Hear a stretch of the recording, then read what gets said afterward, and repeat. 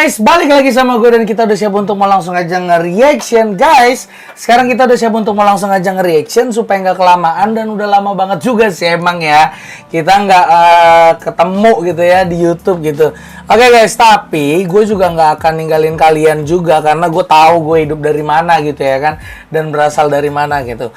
Jadi gue udah nyiapin beberapa sama kalian nih, ada video-video yang memang menurut gue ya harus ditonton lah dan kalian harus lihat gitu ya kan. Oke, langsung aja lah ya biar nggak kelamaan juga dan biar kalian lihat juga gitu ya. Jadi ada video yang bikin gua wow gitu ya. Check this out, let's do this. Disclaimer, sosial eksperimen ini bertujuan untuk memberikan sebuah ruang kepada mereka yang secara sukarela berpartisipasi untuk berdamai dengan rasa duka mereka masing-masing. Oke. Ternyata kami juga menghibur. Oke, next. Siapa nih? Raffi Ahmad, oke. Hai Kak Raffi. Hai, minum dulu ya. Oke. Terima kasih Kak Raffi udah bersedia. Wah, gue siapin air mata gue nih supaya jangan Tadi tumpah sebelum dulu. masuk ke Let's do this. dan duduk di kursi itu, Kak Raffi udah aku kasih lihat trailer film terbaru aku ketika berhenti di sini. Film itu bercerita tentang kehilangan.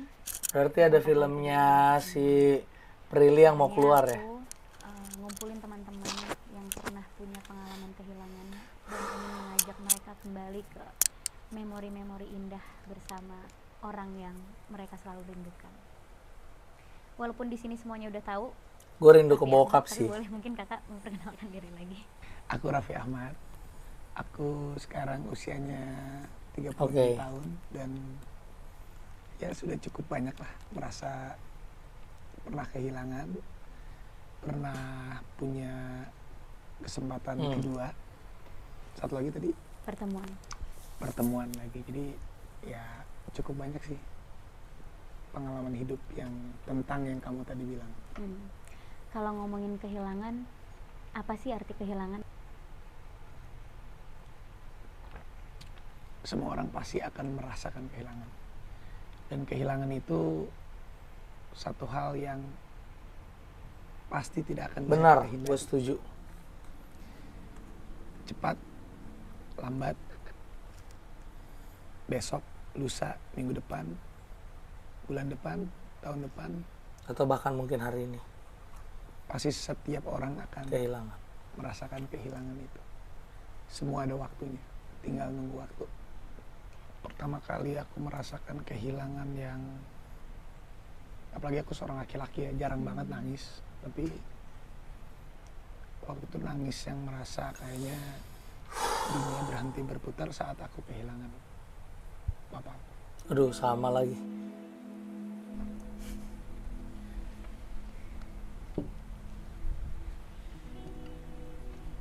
Gue udah mulai merinding nih.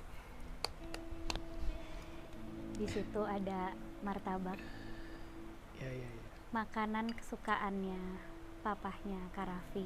Dan Kak Raffi juga pernah cerita sama aku, dulu tuh sering beli martabak. Bokap gue paling suka nasi padang sama Kenapa kikil aku lauknya. taruh martabak di situ? Karena menurut aku makanan bisa jadi medium kita untuk inget memori-memori indah. Mungkin boleh ceritain dulu sebelum kita bahas memori peran beliau di hidup Kak Raffi. Jadi Baru mulai dulu nih. itu waktu di Bandung masih kecil lah, karena memori masa kecil tuh gak pernah lupa. Waktu itu aku tuh jarang banget mau ngantri. Gak tau, dari kecil tuh paling malas ngantri sampai sekarang. Terus adalah satu merek martabak Bandung yang enak banget. Setiap kali datang ke sana itu selalu ngantri dan aku males banget. Tapi papa aku suka banget sama martabak itu.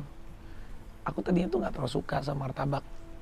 Maksudnya martabak yang kayak begitu, biasanya cuma martabak di depan sekolah yang murah gitu.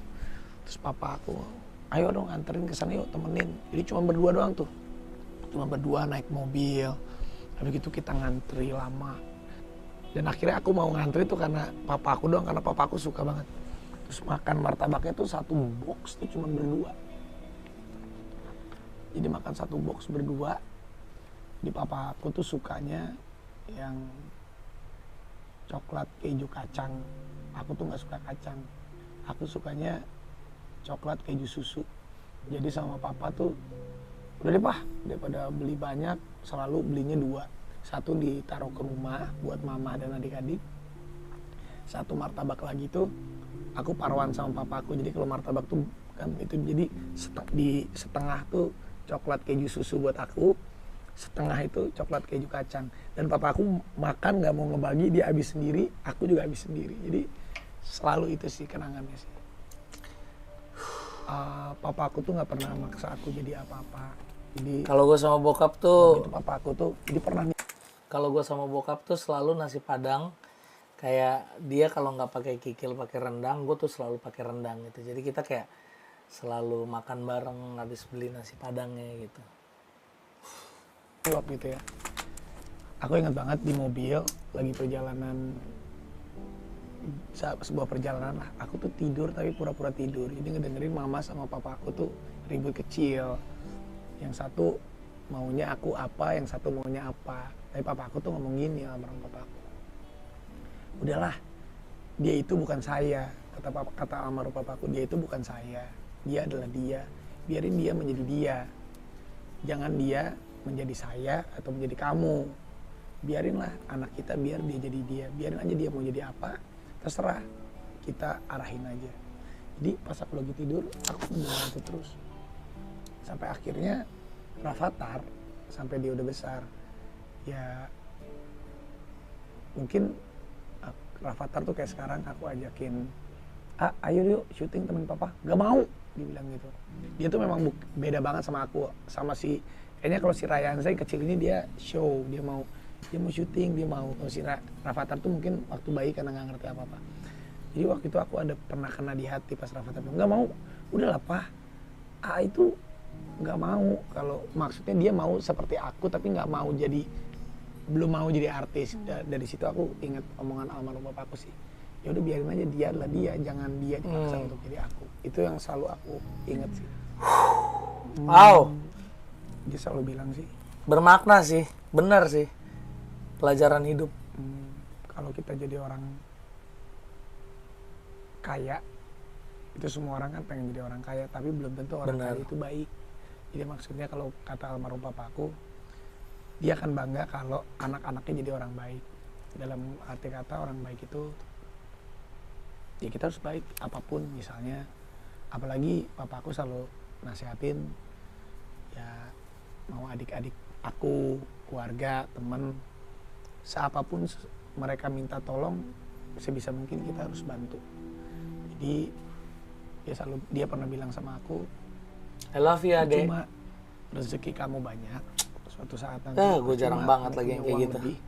Tapi kalau cuma bisa dinikmatin sama kamu aja, jadi apa yang kita dapetin akan lebih berkah kalau banyak orang bisa juga menikmati. Jadi itu terus yang ada di kepala aku. Makanya kadang juga siapapun kalau itu aku pasti ngomong iya. Jarang banget aku bilang enggak gitu. Mau siapapun kayak Mr. Raf, ini dong. Iya, oke. Bapak aku memang udah jantungnya udah Ring, udah pakai ring, udah pakai ini. Cuman nggak tahu secepat itu dia meninggal. Itu dia meninggal umur 47 atau 47 tahun. By the way sama lo meninggalnya sama bokap gue. Bokap gue meninggal di 48 tahun. Iya. Dia meninggal. Kan mama aku tuh yang pengen banget aku masuk dunia entertain. Kalau papa aku sih nggak begitulah. Tapi dia selalu nemenin aku. Jadi saat-saat hari-harinya sebelum dia pergi lah, 1 tahun 2 tahun sebelum dia meninggal, yang memperkenalkan aku jalanan di Jakarta, itu dia terus yang nemenin, sampai akhirnya aku udah mulai syuting lah. Tapi waktu itu honor juga masih belum seberapa, karena aku kan, papa aku tuh dulu dia dalam posisi yang kerjaan bagus, tiba-tiba banknya dilikuidasi, terus dia terpuruk gitu. Aku ngeliat banget gimana papa aku tuh dari dulu waktu SD, aku setiap seminggu sekali ke mall dibeliin mainan, terus tiba-tiba nggak pergi lagi ke mall karena dia udah nggak ada uang banyak lagi gitu. Tapi Anak pertama tuh sebagai saksi perjalanan hidup, tau gak? Aku akhirnya Wah. mau cari uang aja di Jakarta. Di waktu itu papa aku meninggal, usia aku masih 16 tahun. karir aku juga masih baru banget. Terus pas papa aku ingat banget waktu itu lagi syuting Extravaganza ABG. Waktu itu ada 4 segmen. Aku udah dikasih tahu tuh di segmen 2. Baru segmen 2 dikasih tahu di telepon papa meninggal. Gemeteran. Tapi kan dulu aku masih kecil, aku nggak berani ngomong ke kru gitu, belum. Udah deh, gua harus profesional, kelarin dulu. Pas segmen 3 tuh gemeter gitu. Terus ditanya kan sama kru kan, kenapa? Bokap meninggal. Udah pulang. Akhirnya aku disuruh. Gue pernah sekali, pertama kalinya gue dapat endorsean apa gitu waktu itu, dan emang harus dikerjain ya posisinya waktu itu. Terus di satu sisi bokap gue lagi keadaan meninggal, lo bayangin.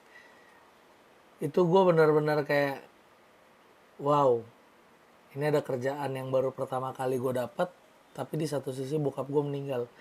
Itu kayak, oke, gue kerjain dulu. Tapi dengan hati yang kayak nggak kuat gitu. Jadi kayak terus kepikiran. Tapi gue harus coba profesional gitu.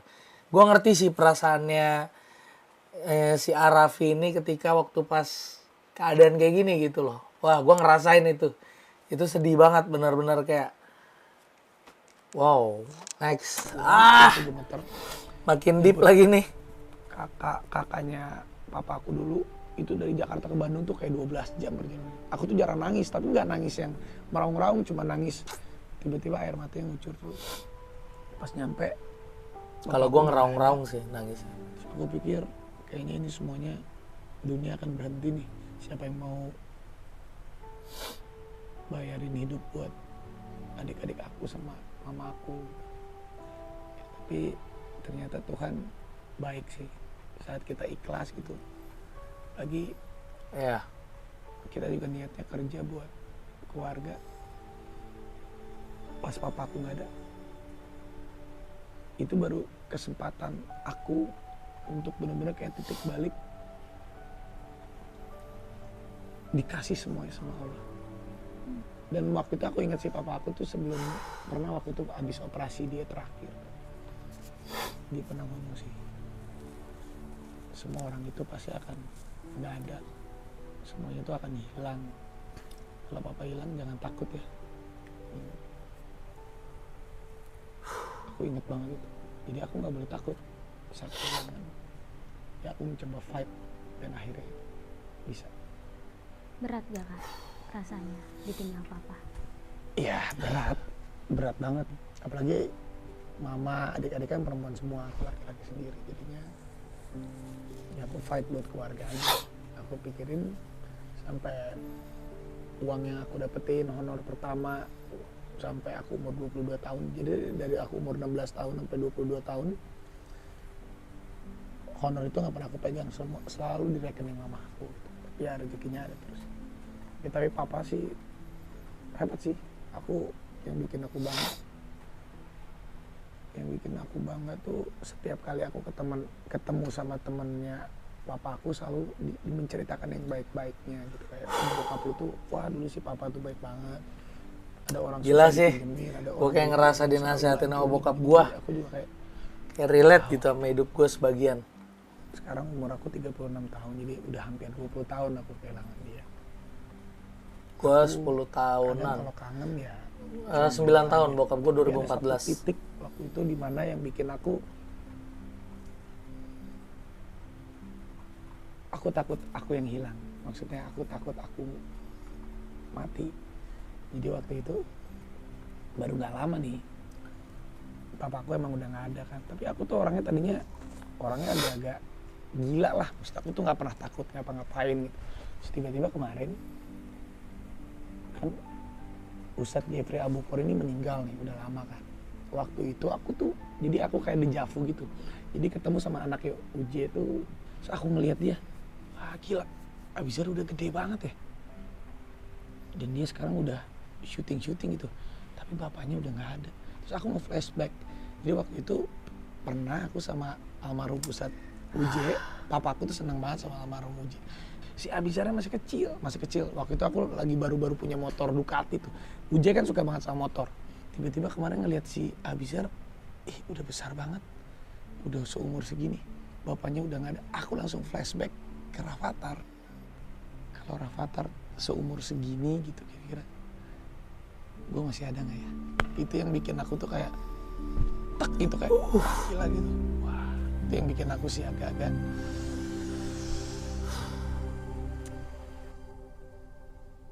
aku lebih